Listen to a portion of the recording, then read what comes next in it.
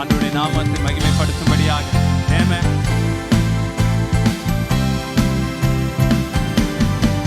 எனக்கு ஒத்தாசை வரும் பர்வதம் நேராயின் கண்களை ஏறெடுப்பேன். எனக்கு ஒத்தாசை வரும் பர்வதம் நேராயின் கண்களை ஏறெடுப்பேன். வானமும் பூமியும் படைத்த வல்ல தேவனிடம் இருந்தே, வானமும் பூமியும் படைத்த எனக்கு அடங்கா நன்மைகள் வருமே, என் கண்கள் ஏறெடுப்பேன். பாருங்க, எனக்கு அடங்கா நன்மைகள்